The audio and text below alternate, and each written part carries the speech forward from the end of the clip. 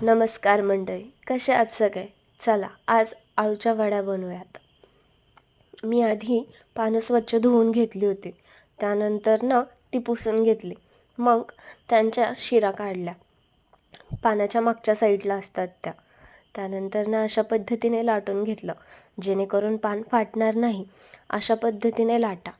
मग हिरवी मिरची, अद्रक, लसूण आणि कोथिंबीर यांची पेस्ट करायची. ही रेसिपी सगळेच बनवतात. मोस्टली तर पूर्ण महाराष्ट्रात या टायमामध्ये बनवली जाते. पण ही रेसिपी माझ्या पद्धतीने मी आज बनवते. तुम्ही पण नक्की ट्राय करा. बेसन घ्या, त्याच्यामध्ये लाल मिरची पावडर, हळद आणि गरम मसाला. हा गरम मसाला आपण बनवलेला आहे. चॅनलवरती लॉंग व्हिडिओमध्ये आहे. त्यात कांदा, लसूण, तीळ आणि ओवा टाका आणि मीठ. त्यानंतर बनवलेली पेस्ट टाका. चिंचेचा कोळसुद्धा टाका. गरजेनुसार पाणी पण टाका आणि अशा पद्धतीने जाडसर पेस्ट बनवून घ्या. मोठं पान शोधा. सगळ्यात मोठ्या पानावरती आधी पेस्ट लावा. त्यानंतर त्यापेक्षा लहान असलेल्या पानावरती पेस्ट लावा. असं करून प्रत्येक पान उलटं ठेवून त्याच्यावरती पेस्ट लावून घ्यायची आपल्याला. आणि जास्त पेस्ट पण लावायची नाही आहे. थोडी पेस्ट आपल्याला वडी ओढताना लागेल त्यानुसार पेस्ट लावा.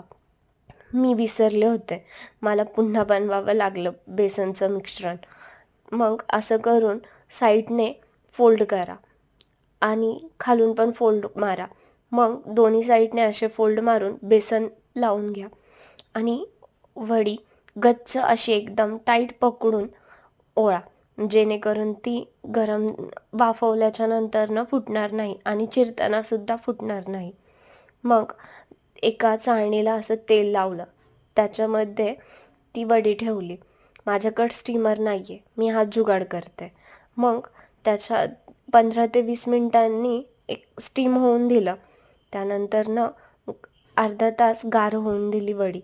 मग अशा छोट्या छोट्या वड्या कट केल्या. जास्त पातळ नाही केल्या, कारण त्या तुटतात. मग थोडंसं तेल टाकलं आणि तेलामध्ये सोडून दिला. अगदी थोड्याशाच तेलामध्ये तव्यावरती शॅलो फ्राय केल्या.